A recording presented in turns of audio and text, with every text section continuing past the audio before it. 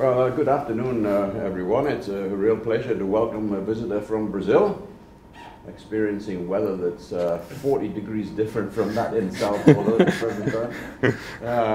It's Dr. Christoph Deneke, who is a WIN seminar speaker this week.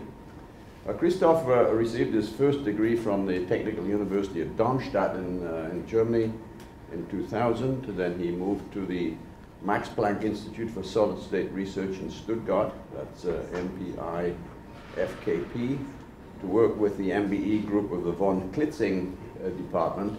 Von Klitzing was, some of you will probably know, was the Nobel laureate in physics in 1985.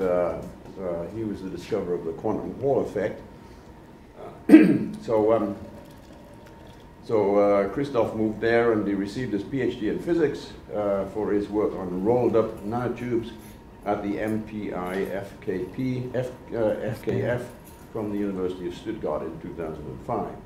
And he stayed on as a postdoc after that with the MBE group, still working with freestanding semiconductor nano objects. And subsequent to that, he took a position as a senior scientist at the IFW Dresden to establish the semiconductor growth facilities of the newly founded Institute for Integrative Nanotechnology. And he was there from 2007 to 2011 when he moved to Brazil, where he is, as you can see from the slide, at the Laboratório Nacional de Nanotechnologia, which is LN Nano. That's an organization with whom WIN has a collaboration agreement. And there he was head of the Laboratory for Surface Science. Christoph specializes in the synthesis via thin film growth, MBE, and lithography, and the characterization through methods such as TEM, SEM, FIB, and XRD of freestanding semiconductor membrane-based nano and microstructures. He also has a strong background in various structural characterization techniques for strain-driven nanostructures, including TEM and X-ray diffraction. And since 2012, he's been pursuing research with aperture-less scanning, near-field optical spectroscopy and its application in 2D materials and nanomembranes. So please give a warm welcome to Dr. Christoph Deneke for his talk today, Nanometer Thick Membranes as Substrates for Indium Arsenide Growth. Christoph? So, first of all, thank you for the nice introduction, and also thank you for getting me over from Brazil. It's been a pleasure being around here, even though it's a little bit cold, but nevertheless. So, the idea really of this talk and the seminar is to not only talk about this very specific topic of the title, but I will take also the chance to talk a little bit about the group and about the lab, just to give you an idea what we're doing and what our possibilities are. So, the Laboratório Nacional de Nanotecnologia is a part of a bunch of national labs which are situated in Campinas. For those who don't know Brazil so much, it's basically Campinas is close to São Paulo and situated in the state of São Paulo, which is basically mainly popularized or inhabited around here, where we have the big area of São Paulo where 25 to 29 million people live inside. And now we can start a philosophical discussion if Campinas somehow still is part of this big urban sprawl or not, or officially we are our own urban sprawl. I know people that live in São Paulo and come every day and vice versa, so it's not so clear. The reason we as an institute are on this campus is basically the campus was founded in '89 roughly by founding the Laboratório Nacional de Luz Synchrotron. So it's the Brazilian synchrotron facilities, and it's been the first synchrotron on the southern hemisphere, and the Brazilians are very proud of this. One has to point this out. And it has scientifically been very successful because they had an open facility. Basically, it's this hall here. So this is a first generation synchrotron, which has 1.3 giga-electron as storage energy, mainly use bending magnets for the beamlines. And it's been very successful as an open user facility to attract users and to give science to areas where there is a need of where there's no facilities and no infrastructure available, which is in Brazil somehow a problem. And from this, they decided to create more of these kind of open facility-driven institutes. I don't know if people know how a synchrotron works, but normally a synchrotron has a setup, and you can apply for time for using this kind of setup. And in a country where infrastructure is thin, this is of course also interesting for a lot of other research areas. So they started with the second lab, which is the LN Bio, which is specialized on life science. So they do a lot of DNA sequencing, they do a lot of protein crystallography. There's then, so basically these are these guys. And then they founded the CTB, which is working on second and third generation of bioethanol out of sugarcane. People say it's bio-cachaça, but I'm not. So they sit in this institute, and they have a whole pilot plant for making bioethanol there. And the last lab that was splitted off was the lab for nanotechnology, which is situated in this buildings over there. And we have here a new building which has just been finished, which is rather small, because in this free area actually the lab also builds a third generation synchrotron, which should be ready in 5 years. So this will be then a huge storage ring.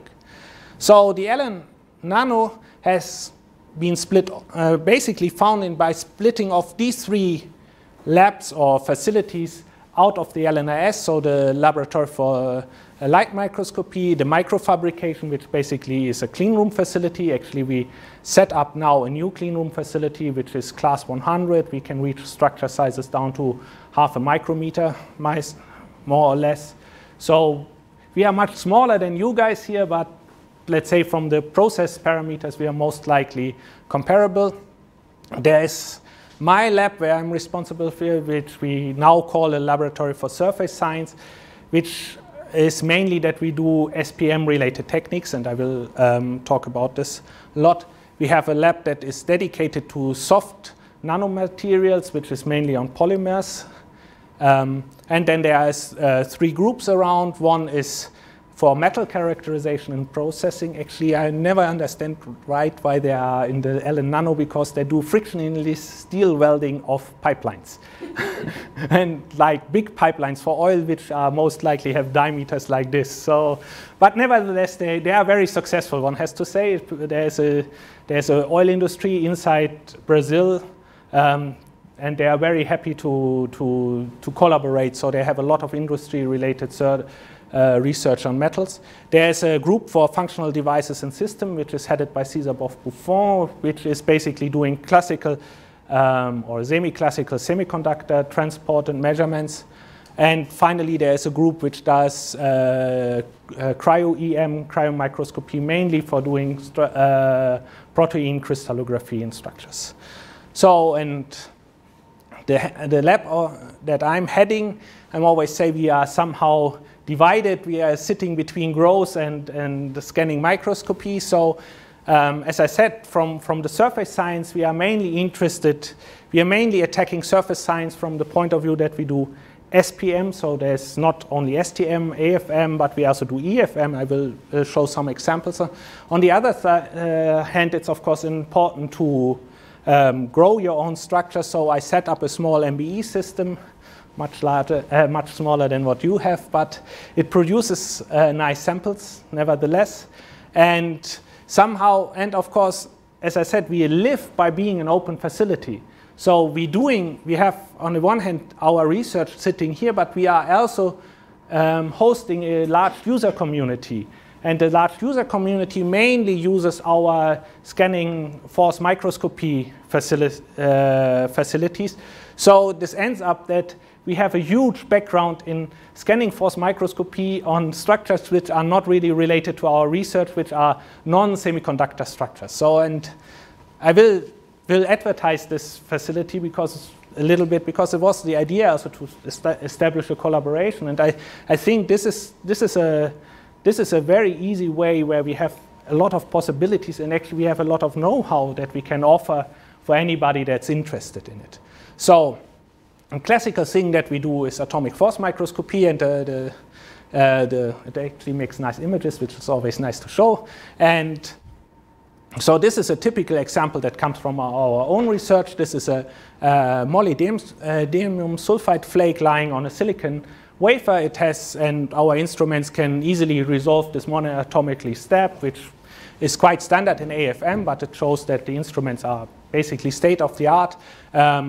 We use a lot also the phase contrast of the images to see a chemical contrast. So we can see here, this is a height contrast. Here we basically look at the chemical contrast of the material, and we can see here the silicon substrate and nicely the molybdenum sulfide giving a different contrast. Whereas this, for this kind of flat samples, very easy. It starts to be far more interested if the users come and they have these kind of polymer blends. Because if you now look here at the topography is not so clear. No? There's a huge height difference in these thingies, and you have these blobs. But if you look at the phase contrast, then you suddenly realize, okay, this is a nanoparticle sitting in a matrix, helping the person, the polymer guys, understanding how the structure of their polymer is and how these polymers form. So the next thing that we do a lot is we work with a lot of let's say, biological-based nanomaterials. Examples is here. These are nanocapsulas which sit on nanofibers. These are teeth channels from dentists. So we had people from dentists that never used an AFM before in their life, but they wanted to see how are the dendritic channels in their teeth. So basically, we teach these guys how to use an AFM and how to interpret the images, which is actually one of the big problems if you go to AFM. AFM is actually a cheap technology, but a lot of people just publish tip artifacts because they do not know how to use the machine. And one of our jobs is really also to educate people to use these kind of machines. So another nice example from our users is this is a hair. And they were interested, how does the hair degrade if it's exposed to light, which is in Brazil, where it's sunny, of course, a very important point. You want to know why does your hair get brittle. So they had to work on a very controlled environment. We get these initial surface images for them. They exposed the hair to light and came back to our lab and make an imaging exactly on the same position again. So they really found, again, this position on the hair and could see like how does the structure of the hair degrades if it's been exposed to light for a long time. Was it the live hair? You know, like on the No. They had to, they made a microtome cut that we have the hair sitting in a sample holder, but it's as close as possible. Actually, if you are interested, we also have a liquid cell, so we are also looking on things in liquid and so on. So, so we go beyond normal AFM. So what we really have some expertise is in electric force microscopy, and this is also, it's again a bio example. Actually, I put these all in for Pem, who is actually not here because he was in Campinas, and I promised him, look, I will look up some images on bio stuff just for you. So, so this is again the topography of a cellulose sheet, and this is EFM in a KFM mode. So basically what we do locally Kelvin force microscopy, and we can start a philosophical discussion if it's Kelvin force microscopy. But let's say we see the surface potential and the charges in the kind of these structures, and basically they had the cellulose matrix, and they had an adhesive, a glue sitting on it, and we see that the glue has a different charge component or a different surface potential compared to the surrounding cellulose matrix, and we can also access the capacitance of these kind of structures, so we can look at the capacitance coupling. So this is shown here, and basically we get this in all in one run. So we get the topography, we get the surface potential, and we can measure the capacitance, and you can again see the capacitance for different areas. So basically it's a material contrast, because the capacitance of the system is in, let's say in the first assumption, it's of course the dielectric constant. So we see the changes in the dielectric constant of our material. And the other final overview example, we have access to the infrared beamline, as I said before. So this is scanning near-field optical microscopy image, again, of a two-dimensional material. It's a graphene flake lying on silicon, and this will basically, the details of this will be the last part of my talk, which I just added on because these results are very fresh. This image was taken, I think, in January, right after New Year. We took this image, and basically what you can see here, this is the AFM image, and you can see the different layers of the graphene. And this is an optical broadband response of the graphene in the mid-infrared region from 700 to 5,000 wave numbers. This is somewhere between, now I have to be careful, I think it's 17 micrometer up to something like 3 micrometer in wavelength range. I know the wave numbers, I'm never so sure with the micrometers, but it's somewhere in this region. So, and the lateral resolution here is 20 nanometer. So if you remember your old physics classes, this is far beyond the far-field diffraction limit, because the diffraction limit is something like half of the wavelength. So if you are in the mid-infrared, your lateral resolution in a classical microscope is somewhere 10 micrometers, depending, of course, which wavelengths you want to see. This instrument allows not only imaging far beyond the resolution limit, down to 20 nanometer, it also is wavelength independent from the resolution. The resolution is basically determined by the AFM tip that we use, and it's some 20 nanometers. As you can see here, if you measure the step size of this thingy, it will be some 20 nanometers, which is basically the same resolution that we reach in our AFM image. So, coming back to the title of the talk and to my main research interests, I myself have a long tradition in working on semiconductor membranes, as you heard from the introduction that I get, and I want to use the chance to give you a little bit of an introduction into the field. Why is it interesting? Why am I personally interested into semiconductor nanomembranes and the possibilities of these systems? So it started back in 2000, actually, when there was a first publication by a guy called Victor Prinz, which was actually a Physica E, which is by now cited, I think, 400, 500 times.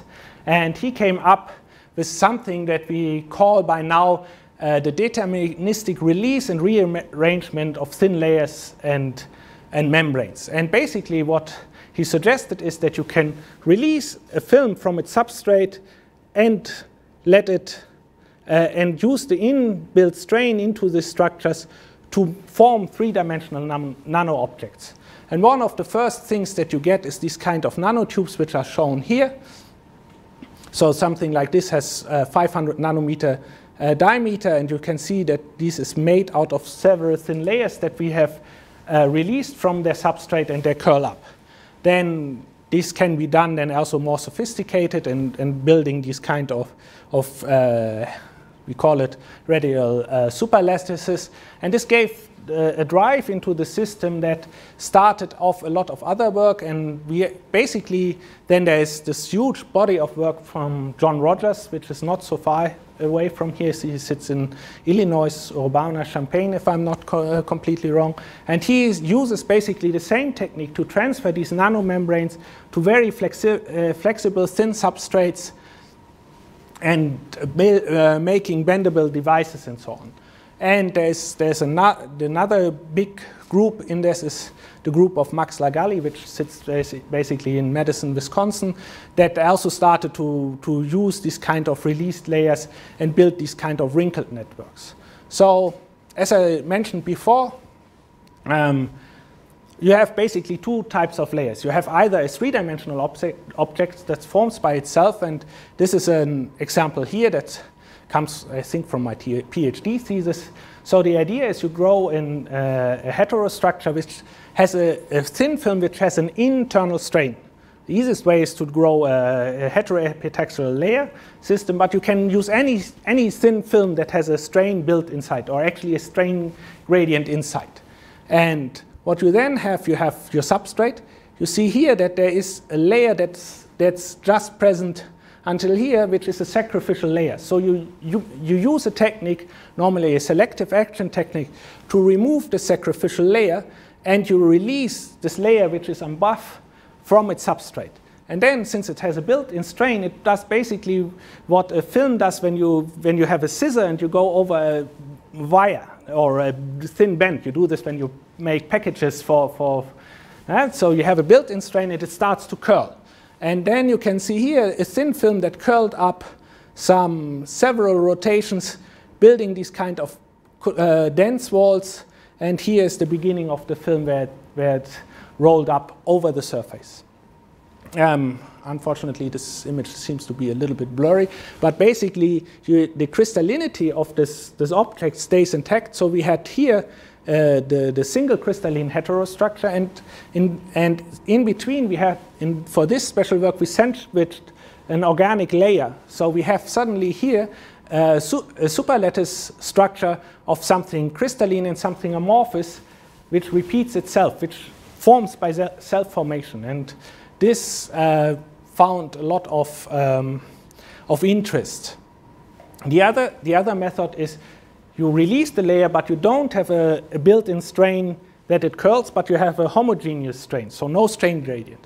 So what then happens is that the structure still wants to relax its strain, but it will form these kind of wrinkled networks. And this is a large area example of a layer that has been held on with these gold stripes here, that the membrane doesn't flow off, and it has been released and it relaxes.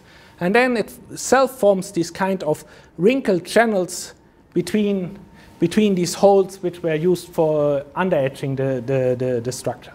The reason why people are interested in this is, of course, if you release the strain in a structure, you change its optical properties. So one of the typical optical properties that you look in for a semiconductor is the emission of a quantum well. So and this is also a released layer structure, which some wrinkles, some three-dimensional structures, which has a quantum well integrated.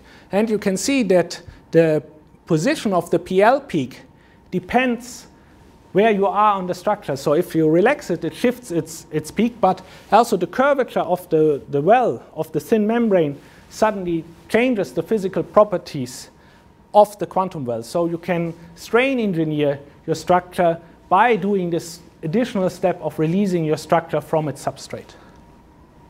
So the other reason why people are interested in this, you have a very good control over a self-formed structure.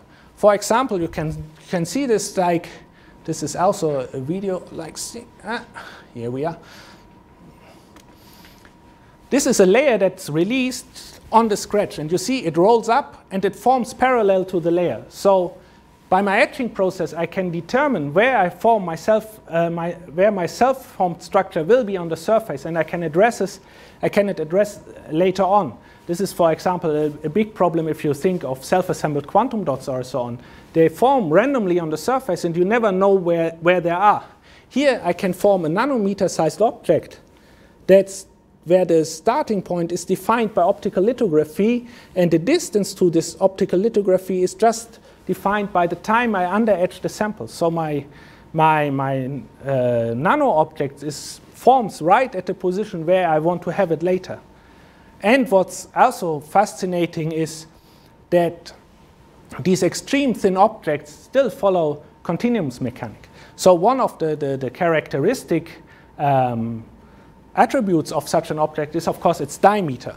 If you have a nanotube, you always think it has a diameter, and you can show nicely that it follows a continuum mechanical theory even to extremely thin layers down into the sub-nanometer regime. So you have a structure where you have good control over two parameters, its position and its size, and its self-formation. So this gave rise to a lot of application ideas of these kind of rolled up structures. So people basically came up with the idea of using them to form very soft junctions for contacting organic layers, because you can roll in the organic layer, you can put this into a more sophisticated heterostructure, and then drive the current through this junction that is self-formed. And the advantage is, of course, since it's a mechanical contact, you will not get pinholes or you will not have shortcuts in errors in your organic layer that you normally have. There's been another big work to say, like, okay, this is a tube, so it will support optical resonance modes. So a lot of people use them to build optical resonators. This is the first example that's been done in a group from Hamburg, and this is an example that came out of the lab where I worked in. So basically, you can make whispering gallery modes of optical light that's confined in this round structure, having decent resonance, building self-forming an optical resonator on the surface. So why is it possible to make these kind of objects? This is also an interesting question. And again, it's fascinating that continuum mechanics works over huge ranges. And if you've been in mechanics, you would know there is something which is called flexible rigidity, which basically tells us how much force do I need to bend an object into a curve. And the funny thing is this parameter simply scales the thickness. So if I have a bulk, it's very stiff. I need a lot of force to deform the object. But if I make it thin, get into the nanometer size region, so where the membrane or the object just has some 10, 100 nanometer size and thickness, I can suddenly bend a silicon wafer to a huge curvature. If you look at this, this is a silicon membrane, and simply because it's thin, it becomes extremely flexible. And this flexibility drove this kind of community to attack another problem that is well known in epitaxy. The idea was, can we use these kind of compliant properties to overcome the old problem of epitaxial growth? If you have epitaxial heterogrowth, can talk to your friend, he will tell you, like, yeah, there is a critical thickness, and if I'm over the critical thickness, I'm getting this result, which basically means I have a single crystal here, and here obviously I don't have a single crystal anymore here. I have these kind of dislocations being introduced, and then even there's here some micro twinning. So if you over a certain thickness of your structure, the single crystalline growth breaks down, and let's put it this way, the structures look very interesting in TEM, but they are basically useless for any kind of device because these kind of dislocations, they will kill your physical and mainly your optical properties of the device. So, and already in the 90s, people thought, like, okay, if I make my substrate very thin, this critical thickness should basically go up to infinity. And during this time also people started to think, like, oh, we should start to grow on some thin freestanding bridges. But then this work ceased off, most likely because people did not know how to grow on these pattern substrates. They had problems cleaning them, and basically the technique has been forgotten. People went to something which is called twist wave boundary, and if you look in the literature, then it's compliant substrates, what people then call compliant substrates. But the nanomembrane community rediscovered, really has to say, this idea, and said, like, look, we want to see how do nanostructures grow on these kind of substrates. And this is basically one of the first works. These are self-formed germanium islands that being grown on a freestanding cantilever here. And what people seen in is that it changes the growth of your heterostructures tremendously. So suddenly these islands start to self-order by themselves, whereas they are randomly distributed on the parts where the substrate is rigid, because suddenly the substrate allowed to interact the nanostructure with itself, giving the rise of some self-ordering inside this nanostructure. And again, nanostructures, one of the main problems is if you make a nanostructure, it's very nice. But if you want to put it into a device, you have to address it. So you have to order your structure simply on the surface because you need to know where is my nanostructure that I can contact it, that I can integrate it into a real-world device. Now you have to make the connection from the small to the big. And this kind of self-ordering is, of course, an approach to overcome this problem, because I know if I find one nanostructure, the next nanostructure will be in a certain distance from this. So starting from this, we were saying, okay, we also want to start and understand basically the growth on these kind of structures. And the first growth experiments that we did were on these kind of freestanding membranes which are silicon based. So we got soy substrates. Soy stands for silicon on insulators. So the samples look like this. You have a silicon substrate, you have an oxide spacer layer in between, which is some 3 micrometer, and you have a thin membrane on top, and this membrane has some 7 nanometers. To overgrow these structures, we make some kind of patterning. So basically, we use very simple optical lithography to define rectangles. Then we do an under-etching process, and since we don't want to release the structure completely, we just under-etch the first 2 to 1 micrometer, that we get these kind of freestanding cantilever shelves.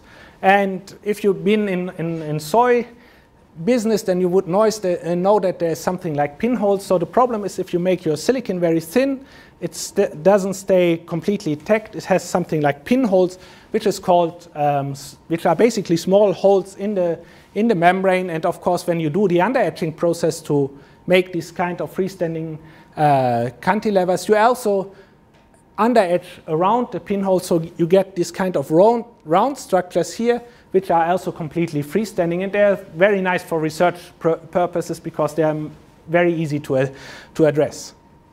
After you did all this patterning, you introduce this into an MBE machine, which is not simple, and you start to deposit some material, and then, as I show in this graph, you hope that your growth mechanisms change from this side to this side. So, as I said, just to give you an idea of what we do for processing. So we make this kind of pattern substrates, we put it into our MBE machine, and then we characterize it using the tools that we have available in the lab, which is mainly AFM, and then since we are close to a synchrotron, we can also do X-ray diffraction very easily on this kind of nanostructures because we have a little bit more flux than on a lab machine. So this is an AFM image of such an overgrown surface, and basically it reassembles exactly what I drawn in the cartoon. So you have here the flat area, this is unreleased, and you can see here the small point, this is the pinhole that has been in the structure where the structure was under-etched, and this structure has been buckled up. And this buckling up means that the underlying thin silicon membrane has been strained by the nanostructure that I deposited on top. So, unlike in a rigid substrate where I have a huge bulk and I put a tiny point of material on top, the nanostructure can suddenly, with the thin membrane, transfer some of its strain to the underlying substrate, and the underlying substrate has to react to the strain. So what it does, of course, if it's strained and it's been now I have to be careful, compressed, it has to buckle up to compensate for the stress.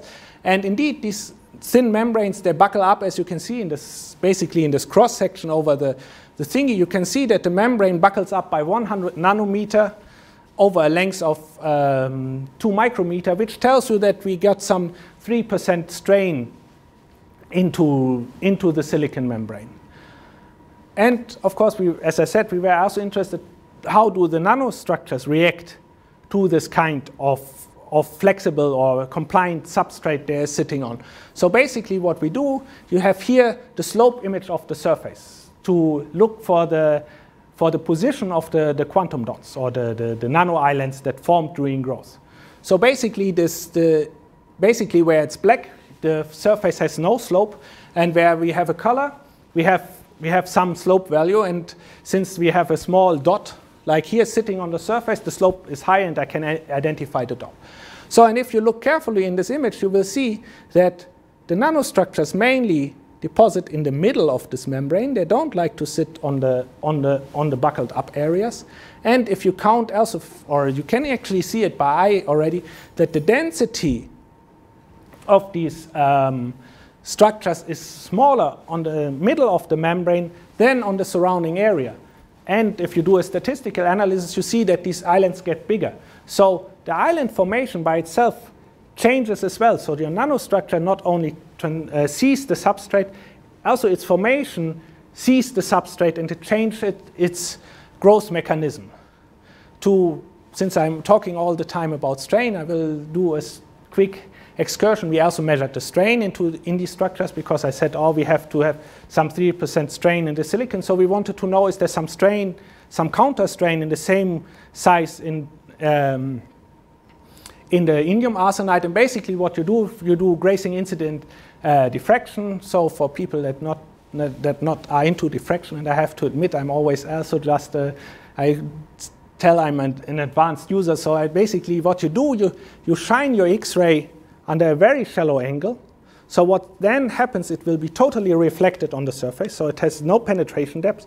So you just get surface signal, and basically then you look in the horizon of your sample, where do I get my diffraction signal?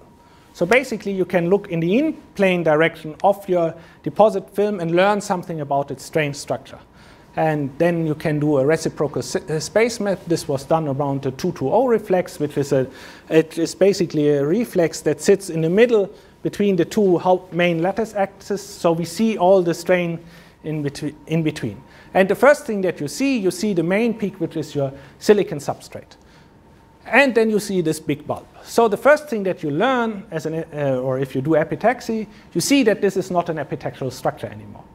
Because if it would be an epitaxial structure, it would have to have the same lattice constant. So your InGaAs would have had to sit under the silicon because they have the same lattice constant. But so we know that the InGaAs is relaxed on the silicon, but this is actually also what we expected because the compliant areas are very small. But what's more interesting is this kind of shoulder that we see here. This tells us that there is InGaAs on the sample which has not the bulk lattice constant. There is InGaAs around that is strained. And we can look at this in more detail by making a cut along the main direction. So again, and if we do this kind of analysis, we see here the main peak of the silicon. And we see here the indium island sitting on the top. And we have this huge distribution here. And if we do a strain analysis, we see that they basically have the lattice constant of the bulk indium arsenide, so they are relaxed. And this is well known. If you put indium arsenide onto silicon, you expect that it's relaxed, that it has the normal lattice constant. But we have a second assembly of islands which are actually strained compared to the bulk direction. So you see there's a second curve sitting here slightly off towards the silicon. And this, we assume, are the indium arsenide islands that sit on the freestanding membrane, on the compliant substrate, and can put some of their strain towards the compliant substrate. And if you calculate this, you see that these 1% or 0.7% of strain is roughly exactly the strain that you would expect if you put 3% of strain into the silicon. So these two numbers match very nicely. So after seeing that the formation of our nanostructures is influenced by the substrate or by the compliance of the substrate, we were thinking, oh, can we make this effect stronger? And we changed a little bit our approach, and we were thinking, what's happening if I grow onto a substrate that has two different lattice constants? So to do this, we start with a very similar concept. We take a heterostructure, which has gallium arsenide, an aluminium arsenide sacrificial layer, and we put a thin indium gallium arsenide layer on top. This is a complete epitaxial structure. This means the indium gallium arsenide, which has a bigger lattice constant than the gallium arsenide, is squeezed to the lattice constant of the gallium arsenide. And now we do a second step. We release the structure, so we under-etch the structure that we release part of the InGaAs membrane. And when the InGaAs membrane is released from its substrate, it relaxes to its bulk lattice constant. But as we are sitting on a round maser, it has to accomplish the geometry. Like it's like if you think that something gets bigger, but it's still fixed to the substrate, it has somewhere to get with the additional material, and this additional material gives rise to this kind of wrinkled structures on top. And basically that's what you see here on the sample that we're going to overgrow. We have a maser which is under-etched on the outside for some 10 micrometer, if I'm not wrong. And you can see here this kind of wrinkled network. And we introduced this, again, we clean the structures and we introduce them into the MBE and we deposit some material. And we are interested what's happening because now I have a structure that has basically 3 different lattice parameters. It has the area of the unreleased layer. It has this flat area here where I expect the lattice constant of the InGaAs. And I have this curved area, and the curvature will also widen the lattice. And this is the SEM that we got from these kind of structures. And this was one of the biggest surprises that I had in the last year, I had to admit. Because you look at this and you can see like, okay, this is the border until we under-etch the structure. So this is all sitting on the substrate. This is an epitaxial layer. This is the membrane. And these are these kind of wrinkles that you see. And you see all this white material. This is all indium arsenide. We grow normally 1 monolayer of indium arsenide on this sample. So all the material seems to leave these parts and diffuse on top of the wrinkles. And when they're on top of the wrinkles, they say like, it's nice here. Here I stay. Because it's much nicer, you know, and I'm not going away anymore.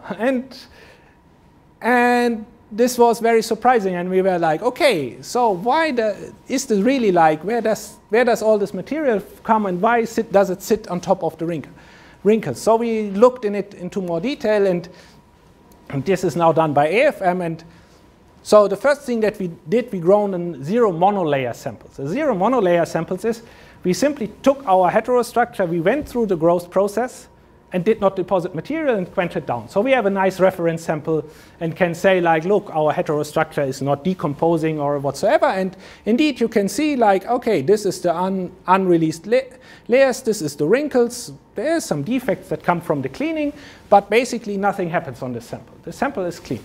And then we put some 2 monolayers of indium arsenide on top. And then the fun begins, because suddenly we have huge amounts of material sitting right on top of the wrinkles. It follows all the wrinkles. A little bit sits on the border between the released and the unreleased part, but there's basically nothing on the unreleased part. And this was the moment where I said to my PhD student, look, if this material diffuses in, if you are far away from this edge, you should see some dot formation at some point.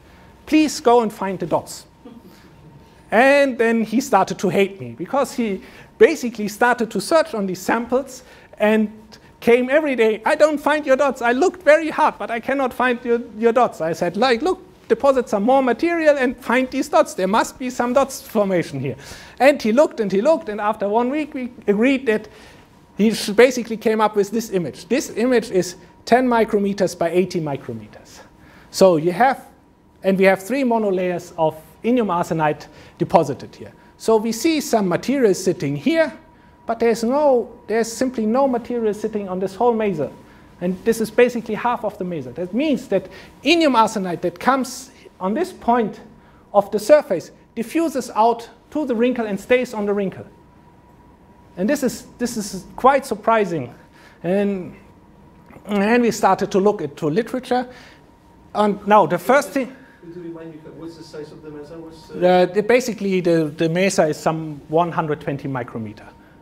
And this is, as I said, this is 80 micrometer. So it diffuses basically away from the middle of the mesa to the edges. And then I was saying, like, look, maybe it's an edge effect or so. So we took a sample where we have not these membranes regions, where we just have flat layers. So I should get a little bit faster. And there we really see this kind of nanostructures and dots coming up. So it's not an edge effect. So what we then did is some quenching experiments. So And if you look into literature, you see that on a strained surface, diffusion is enhanced by a factor of 10 to 20. So if you think that diffusion length of indium arsenide is already long on the surface, it's now enhanced by a factor of 10 to 20, according to this paper. And then you reach diffusion lengths of over 100 to 200 micrometer on the surface. And this is enough to collect all material right here on these borders.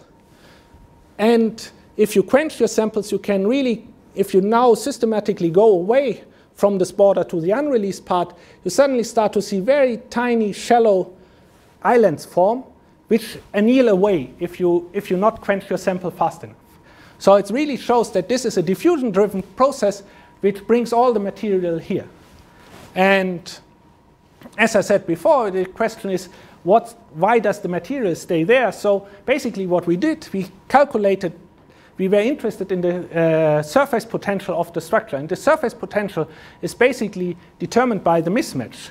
So what we then basically did, we calculated the lattice parameter of our structure, and then calculated the misfit strain between the indium arsenide and the underlying substrate. And we see that the gallium arsenide, it has some 7% mismatch. This is for the unreleased part. But on the top of the wrinkle, this kind of mismatch is just 1.5%.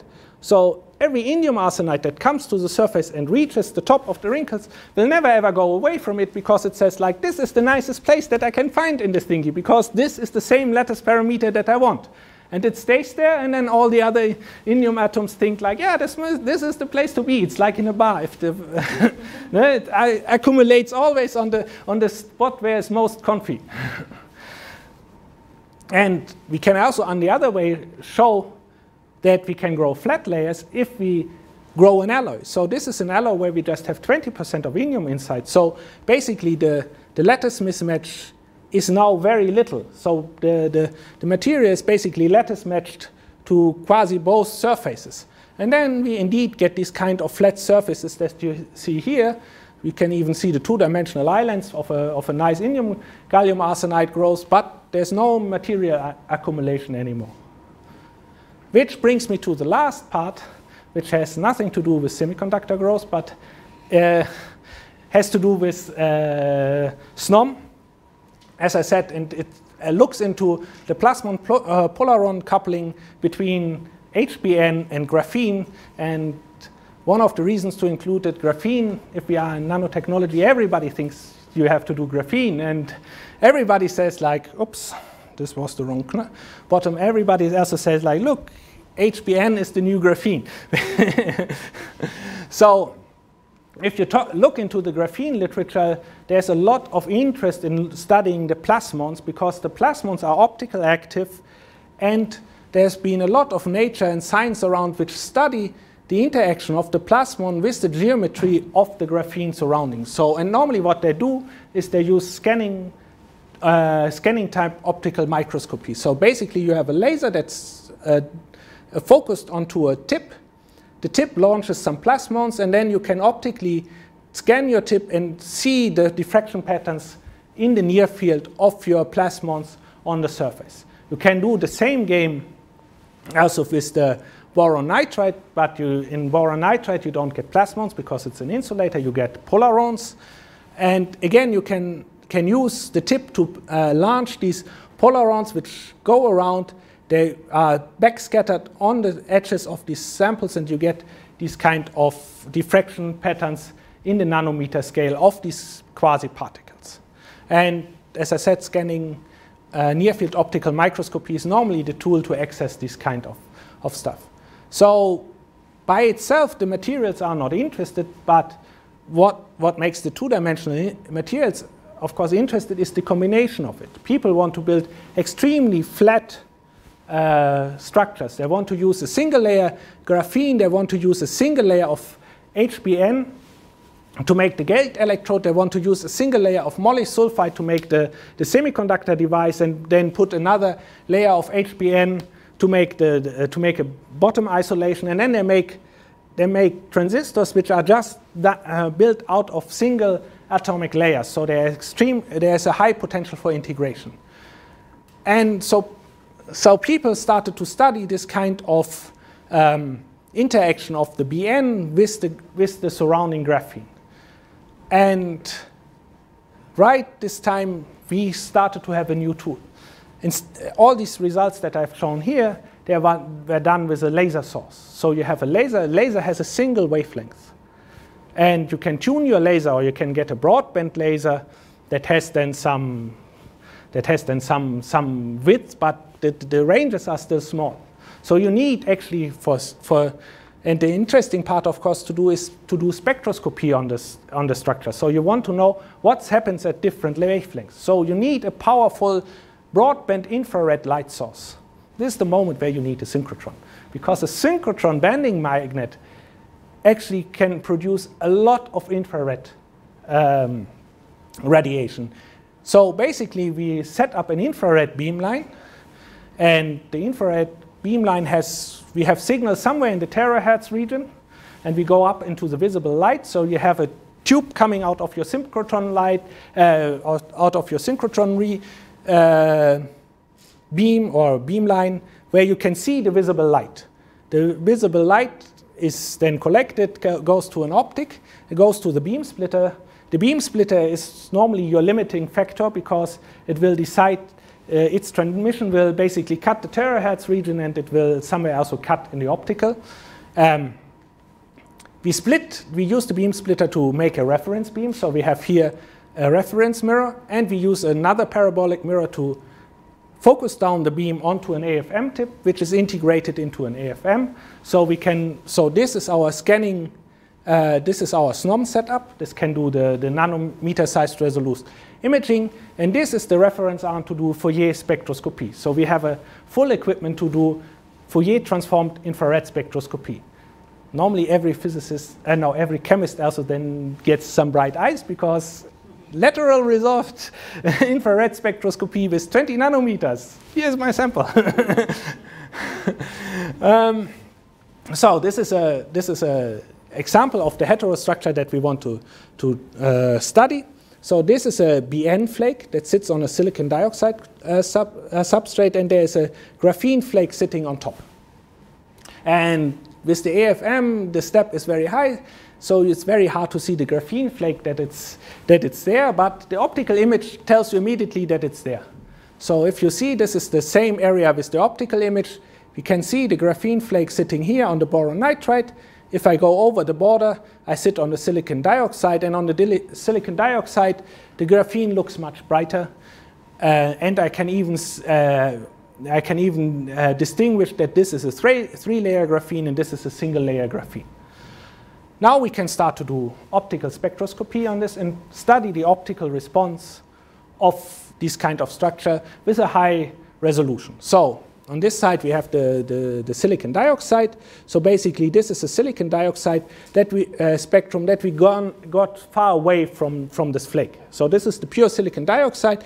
And basically, silicon dioxide has one single band at roughly 111 wave numbers. This is this band. So, and then we can move with our tip to this position and make a point spectrum on this position, and we get this spectrum. And we can simply compare it to the spectrum that we got on pure silicon dioxide, and we see that this band, which is a phonon band, of course, of the silicon dioxide, is strongly enhanced by the graphene. And we see a second peak that's also a phonon band of silent silicon phonons, which are not active, but are activated by the plasmons of the graphene that show up. So this part is known. And now we can repeat the same experiment, of course, for the unknown part, the graphene boron nitride heterostructure. So the first thing that we see is that our boron nitride is not able to shield away completely the substrate. So we still have here the silicon dioxide sitting below. And then we see two bands for the boron nitride. The green spectrum is the pure boron nitride. This here is the TO mode of the boron nitride, and this is the well-known LO mode of the boron nitride.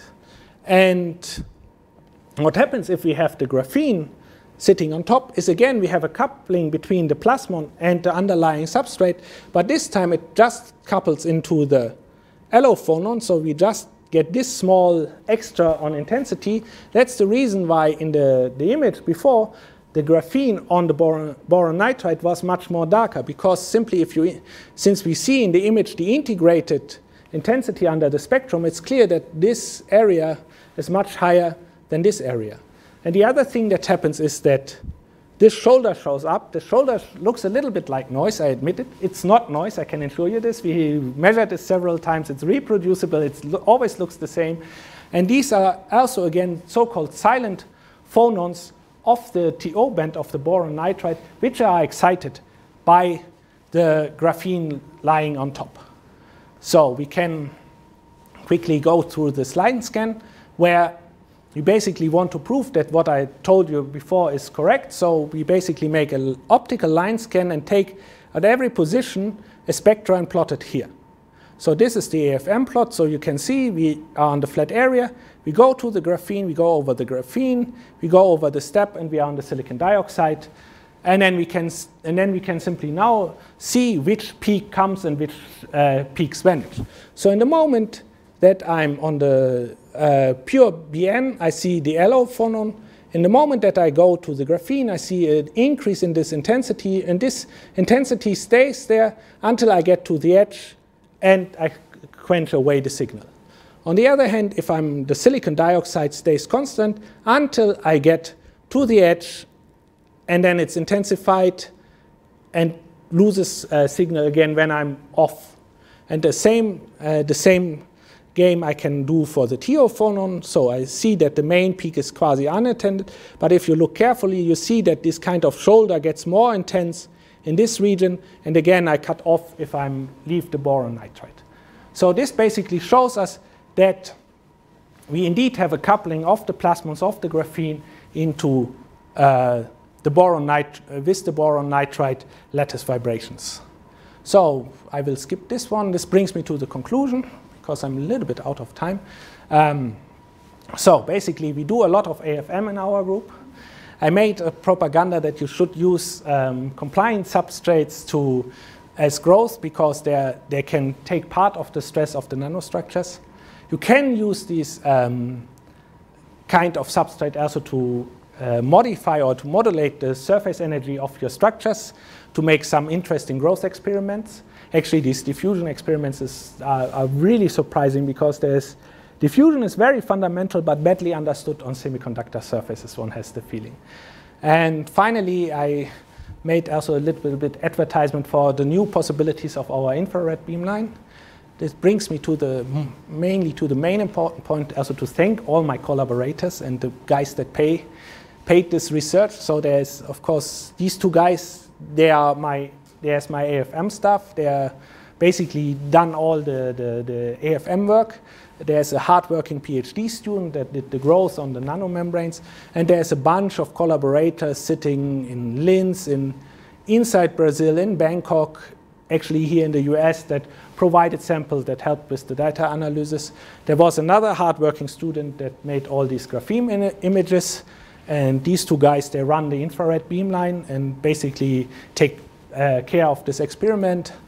And there was some funding from some Brazilian agencies involved. And I thank for your attention at this point, because I think I'm really a little bit long. Thanks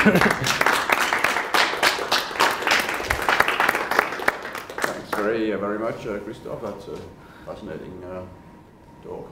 Now open for questions. I have two questions related to those released metals at the edges.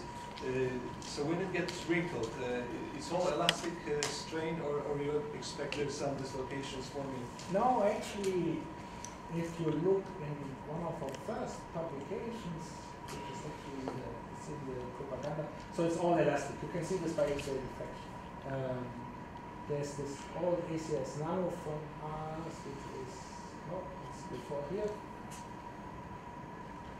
Yeah, this ACS Nano. Basically, if you do diffraction, you can see that all the relaxation is elastic, and there's no. Basically, the flat areas go to the bulk, to the bulk lattice constant, the curved areas very nicely curve elastically. There's no introduction of dislocation or whatever. A related kind of question is: have you tried more fancy patterning to rather than having this just the edge of this, have like a thin stripe, like a spokes, to engineer the position of the wrinkles rather than randomly? Yeah, actually, one can do a little bit of self-ordering with a better under-etching process, and yes, one would have with better masks you can do this. I did not do it simply because we don't have the masks around, and in some ways you have to do what you can do. So yeah, but actually we would definitely be interested to try more sophisticated patterns and do some, because I mean the heterostructures are very simple to do. And actually all the lithography can be large, so there's no need for high-end lithography, which is always nice in nanotechnology. How many monolayers? I mean, volume without UVC one, I think maximum 3 monolayers. Yeah. But have you grown any? Yeah, but with the ingas, we started with something like 10 monolayers. Okay. It accumulates all on the membranes, and then it starts to break down and get chaotic. And actually, the last image that I've shown, the flat layers, these are some 10 monolayers, if I'm not wrong. This is always, if I'm not mistaken, this is 10 monolayers of indium gallium So arsenide. you have a flat surface, not a wrinkle, then Yes. you would... No, if you reduce the amount, the ingas amount, then it doesn't go to the wrinkles. But if you have a flat surface, you should also expect that it's actually, we know that if you have a flat surface, then it will also work as a virtual substrate, and it gets flat. I mean, of course, the interesting part is you change all your lattice constants, so of course the like your critical thicknesses and so on should all scale up. This is basically the driving idea behind it. Right? So in the long term, we want to completely release the membranes, do a membrane transfer, have a virtual substrate that is flat. But this gives you a lot of this actually from this is interesting for device structures. Like this is interesting for basic research. Yeah, because you will actually, if you talk to people that grow on pattern substrate, they try to modulate a little bit their surface potential, but all their potentials modulation, they are of course very small because they make holes or whatsoever. This is a huge difference in surface in chemical energy, because you vary your lattice mismatch from some 7% to down to 1.5%. So you have basically a factor of 4 in the difference of the strain, the mismatch strain. It's very easy. You can learn a lot from easy experiments. You're from Brazil, you should know. Any other questions? I have one quick one. So the deposition rates of your indium arsenide or ingas, you say monolayers per second. In monolayers per second, we grow with 1.01 or 1.02. You want to give the system time that it nicely relaxes into the. So in the first samples, as I said, here we even for these results, we even annealed the samples for some 5 minutes after growth, because to let it diffuse. Because when I started this, I thought like, yeah, I will get some accumulation, but nothing big will happen. Well, we have to give the system time to relax into its thermodynamic minimum. Then we started to do the quenching experiments, and even with the quenching experiments, we get some very small shallow islands, but they're not even forming islands. And this was basically, we cut the power of the heater right after growth. Like the shutter closes and you switch off your power supply, and then we get some cooling rates of some 20 to 30 degrees per minute. So it's as fast as you get in these machines. Are there any implications for perhaps using these strained surfaces and the formation of wrinkles for novel electronic properties of the materials? Well, to tune the electronic properties, this is definitely one of the things that motivated the research. Is like you basically can strain engineer your surface. And basically you can overcome one of the big problems, like if you have a compressive strain, your band gap, of course, of the material changes tremendously. And the reason why indium arsenide doesn't reach its 7 micrometer wavelengths, or actually the 1.33 micrometer or 1.55 micrometer that everybody wants to have light from, is that it's strained on a gallium arsenide surface. So there's some huge engineering with counter straining and capping to do. Of course, if you grow on a virtual substrate like this, there's no strain in this kind of structure, so you could grow a flat indium arsenide quantum well that emits at much lower wavelengths. Basically, you can really tune with you can really say like, okay, this is the band gap, this is the energy that I want. Any other questions? If not, I'll ask you to join me in thanking Christoph for an excellent talk.